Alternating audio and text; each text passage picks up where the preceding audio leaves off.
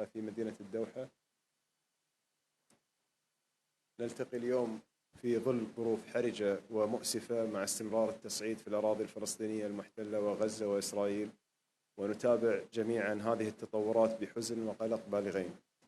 خضت مع زميلي مباحثات صريحة وعميقة في هذا الشأن، حيث ناقشنا الأبعاد السياسية والإنسانية لهذه الأزمة، وخلال حديثنا أعدت التأكيد على موقف دولة قطر الثابت من إدانة كافة أشكال استهداف المدنيين. وهنا أشدد أن قتل المدنيين الأبرياء خاصة الأطفال والنساء وممارسة سياسة العقاب الجماعي أمر غير مقبول تحت أي ذريعة، ويجب أن تكون هذه الإدانات موجهة إلى كل طرف يتورط في ذلك. وفي هذا الصدد حرصنا منذ اليوم الأول من اندلاع المواجهات إلى السعي لخفض التصعيد والتهدئة وصولا إلى وقف القتال بشكل تام، وذلك لحقن الدماء وتجنيب المنطقة خطر الانزلاق في دائرة عنف أوسع تدفع ثمنها شعوبنا التي أنهكتها الحروب والصراعات.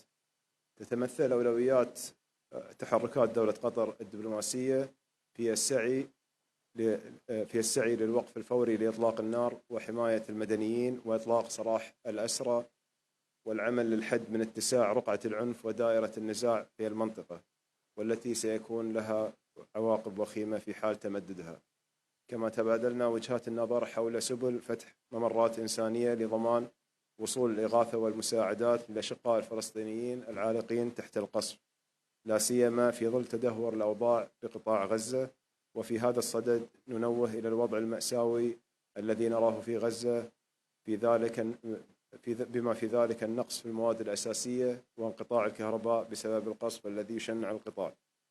وندرك جميعا أننا أمام واقع صعب ومرحلة تستوجب تضافر الجهود والمساعي، لذا نشدد على ضرورة تعزيز جهودنا مع الحلفاء والشركاء وخاصة الولايات المتحدة الأمريكية من أجل تهدئة الأوضاع وتجنيب المدنيين تبعات هذه المواجهات.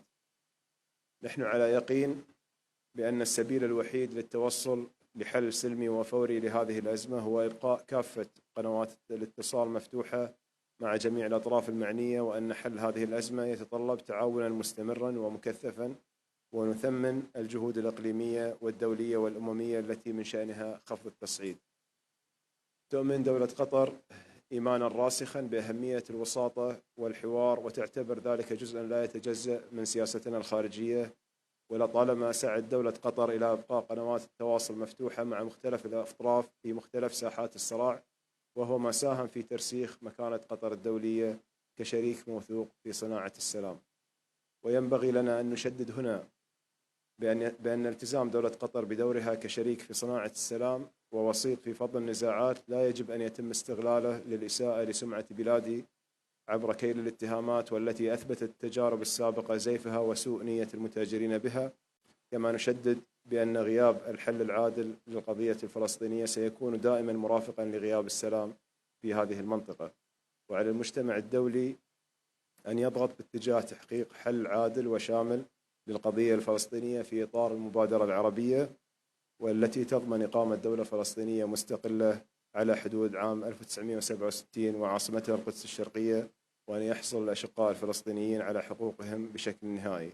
نتطلع للمواصلة للعمل مع شركائنا في الولايات المتحدة وجهودنا الرامية لخفض التصعيد في الأراضي الفلسطينية المحتلة وإسرائيل وتعزيز أمن واستقرار المنطقة. والسلام عليكم ورحمة الله.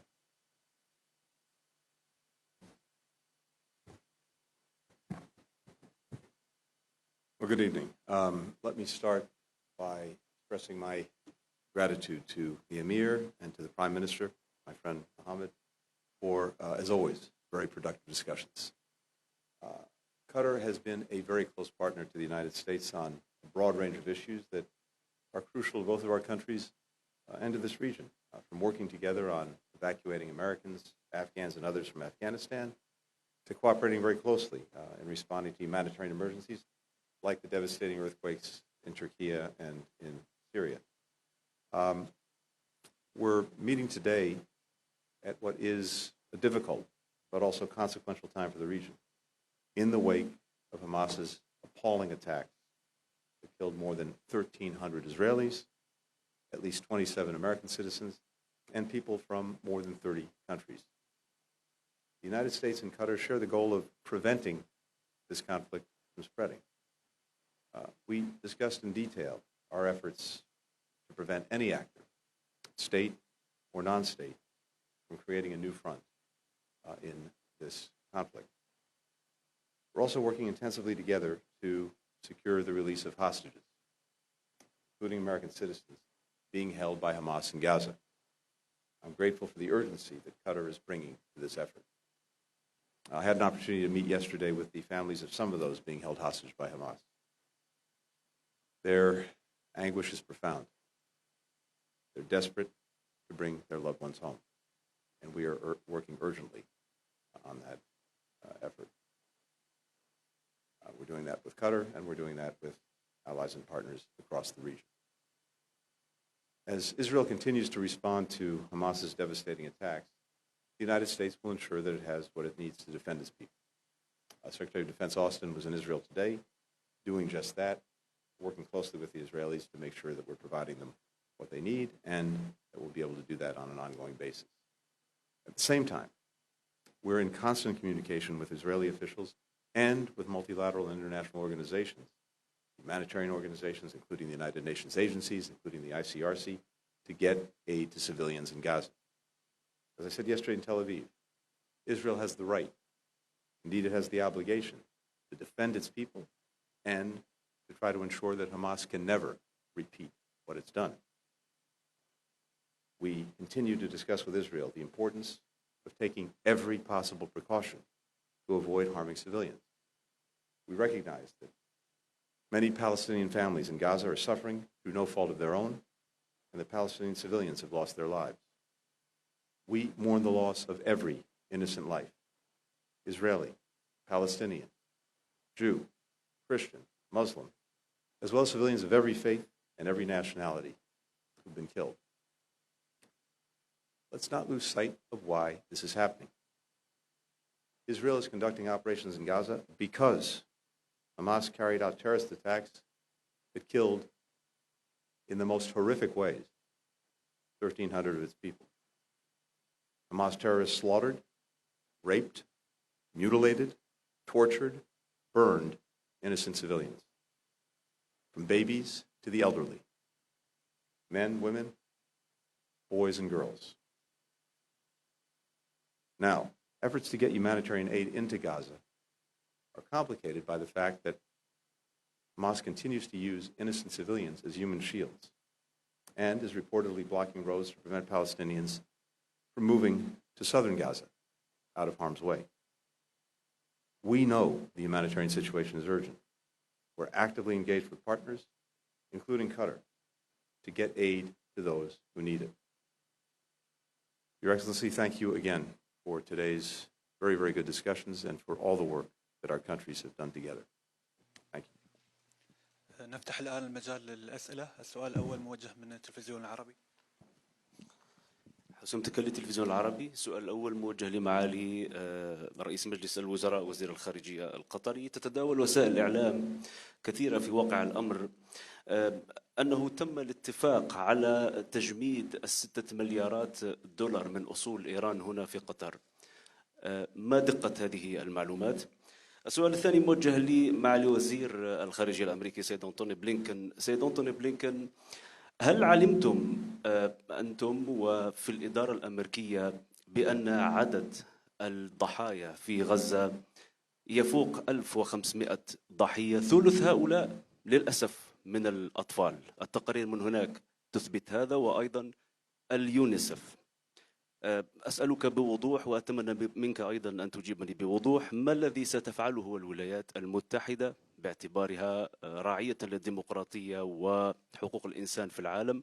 ما الذي ستفعله حتى لا يموت طفل آخر في غزة هذه الليلة؟ شكرا. Thank you. بالنسبة للسؤال بخصوص تقارير صحفية عن تجميد الأموال الإيرانية في قطر، طبعا هذه أولا دولة قطر تلتزم بأي اتفاق هي طرف فيه، ولا يتم العمل على أي خطوة دون التشاور مع الأطراف حسب على الرغم من الأموال يعني اللي موجودة اليوم في قطر لم يتم استخدامها Qatar will not be used unless all the conditions of the agreement are fulfilled, and we should focus on our priorities, and that is to reduce tension and create a situation of calm and put an end to the current war waged against our brothers in Gaza and reach solutions to avoid any more confrontations and crises. Thank you for the question. A few things. As I said just a moment ago, and I'll repeat it, Israel has both the right and even the obligation to defend its people and to do everything it can to ensure that what happened last Saturday never happens again. At the same time, the way Israel does this matters. The way any democracy has to deal with such a situation matters. And to that end, we've discussed with the Israelis, urged the Israelis to use every possible precaution to avoid harm to civilians. It's also important to remember the fundamental issue that makes this so complicated. As I said again a moment ago, Hamas uses civilians as human shields. It puts them in places where they will be in danger. It puts them in places where they're used in effect to try to protect Hamas officials or their equipment or infrastructure. Civilians, of course, should not be the target of military operations. They are not the target of Israeli operations. They are very deliberately the target of Hamas's action. I mentioned as well that we're very actively engaged with UN relief agencies, with the ICRC, with others, to address the acute humanitarian needs of people in Gaza, to protect them from harm and make sure that they have the ability to get what they need. We need to ensure, for example, that there are safe areas in Gaza. For civilians, we're working through the details on that, and more to be said in the days ahead, but that's a priority for us. We're discussing this with the Israeli government, we're discussing it with others.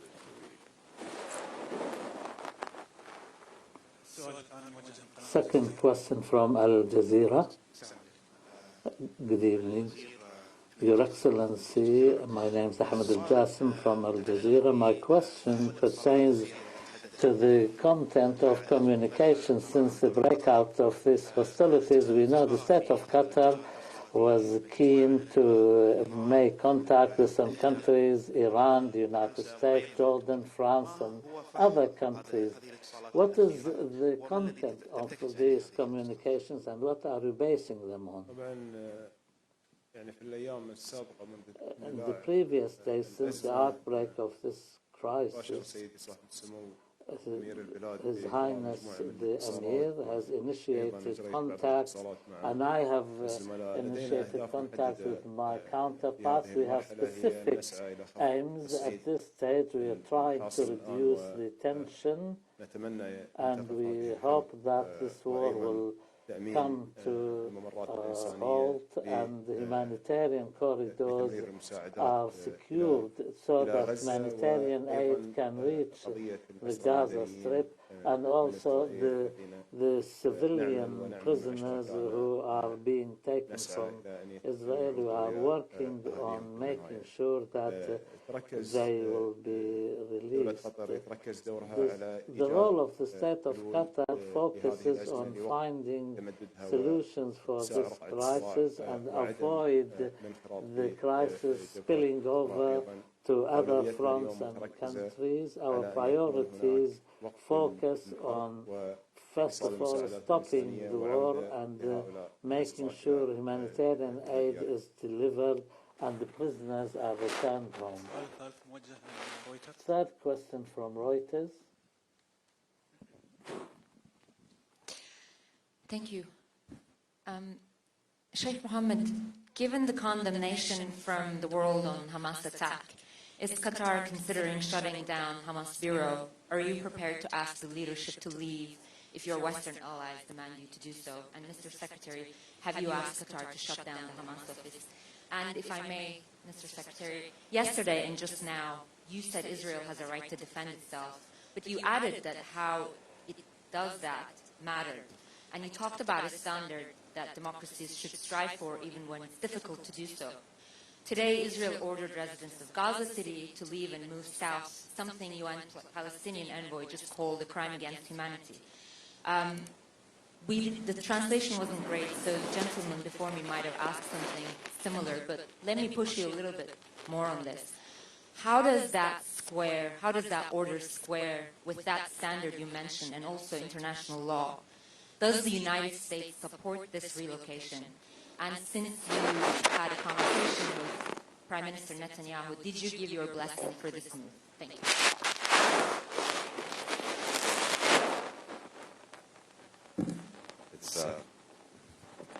Thank you. Please. Well, regarding your question about Hamas political office in Doha, right now, actually, this office, since it started, it's being used as a way of communicating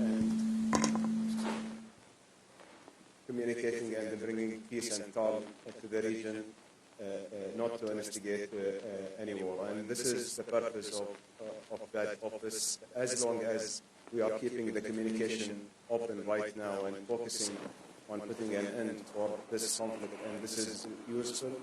That will remain our main focus these days.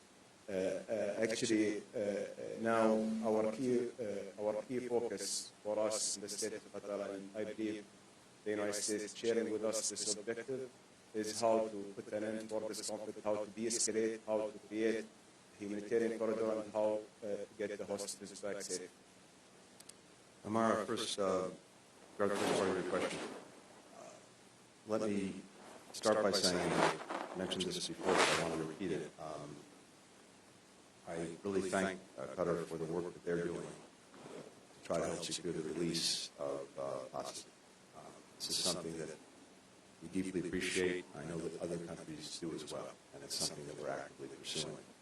I've also been making it clear in all of my conversations throughout this trip that there can be no more business as usual with Hamas. Murdering babies, burning families to death, taking little children as hostages. These are unconscionable acts of brutality.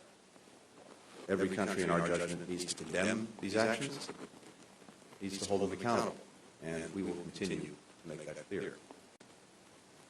When it comes to providing for civilians in Gaza, both ensuring that they can be out of harm's way and that they can have access to the support that they need, the humanitarian assistance, the food, the medicine, the water.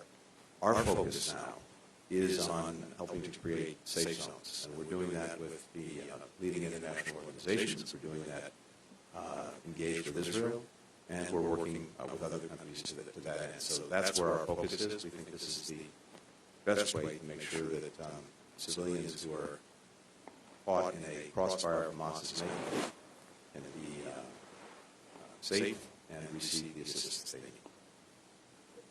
Thank you. Final question from Bloomberg. Mr. Secretary, I know the situation in Israel is highly charged and very fluid, but are you worried about the medium and long-term consequences of what's unfolding in Gaza? Are you worried that Israel may be simply retaliating in a fury because of the horrendous nature of these attacks and might not have a medium or long-term plan? And secondly, I'm wondering, how worried are you about a second front in this war? Iran and Hezbollah have already made threats of opening this new front if attacks on civilians or an Israeli blockade of Gaza continues. What would the U.S. response be if Hezbollah ramps up its own attacks, for instance, in response to a ground invasion? And Sheikh Mohammed, the U.S. and Israel are both struggling with this tragic and fluid hostage situation that the Secretary was talking about, and have looked for Qatar to help navigate it. Can you tell us about your engagements with Hamas, and are you optimistic about getting these people back alive, given reports that some of them may have already died in Israeli strikes on Gaza? And secondly, there have been rising criticism and protests across the Arab world as Israel's retaliation continues. What's your view of how Israel is conducting its military response? And are you worried about the potential, are you also worried about the potential for medium and long-term consequences of what's happening? Ian, thank you very much. First part of the question, no country can tolerate having a terrorist group slaughter its people in the most unconscionable ways and live like that. What Israel is doing is not retaliation. What Israel is doing is defending the lives of its people and, as I said, trying to make sure that this cannot happen again. And I think any country faced with what Israel has suffered would likely do the same thing. Imagine if this had happened in the United States. So that's what is happening. Of course, it's important to think about, as one might put it, the day after and where this goes. And I believe that is very much part of Israel's thinking as well as our own and the thinking of many other countries in the region. Because one thing is for sure, we can't go back to the status quo that allowed this to happen in the first place. So that has to be part of the thinking, and it is. But the immediate focus, again, is on making sure that Israelis are protected, defended, and that, again, this can't be allowed to be repeated. With regard to the second front, you put it, yes, this is something that we're very focused on. We have been from day one. We want to make sure that no other country or entity try to take advantage of the situation. The President has been very, very clear about that. He said very starkly that any state or non-state actor considering that should not. Don't do it. And he's backed that up in a number of ways, including, as I mentioned the other day, as is known, deploying our largest aircraft carrier battle group to the Eastern Mediterranean. So that's clearly designed to help ensure that anyone contemplating getting engaged doesn't do it. But beyond that, a big part of my own conversations here throughout this trip, including today, following up the next couple of days, is working with other countries to make sure that they're using their own contacts, their own influence, their own relationship to make that case that no one else should be taking this moment to create in some other place. I should mention as well that earlier today I had a very good conversation with President Abbas of the Palestinian Authority. And among other things, the Palestinian Authority is acting effectively to try to ensure that there is security and stability in the West Bank, something that is very much appreciated, and they are working as they can in the past with Israel to that effect. So in each of these areas, yes, this is a focus, and it's very important that this not expand other places. Regarding your question about the progress on the host, actually it's very early to judge with the intensity of the war right now how hopeful we are. But we have to be always hopeful in order to get those hostages back. I think that the progress will be determined in the next few days, hopefully, and we will see there will be a positive for that. But we are doing our best, our partners are doing their best in order to get them released safely. On our views on the Israeli response in Gaza, we have seen the amount of devastation that's put Gaza, which almost now half has been distracted, and the number of people who've been killed throughout this operation is significant. And we believe that human beings are human beings everywhere, whether they are in Israel or Palestinians. They have the same value and this is deeply painful for all of us, and we would like to see international law applied here, and also the same standards that we apply to any war being applied in that. We are trying our best in keeping the communication open in order to ensure that the humanitarian suffering doesn't continue, and moving ahead with the humanitarian messages for aid to be provided to them.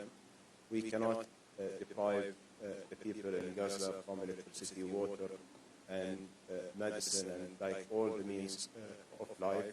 We believe that the situation is very dangerous.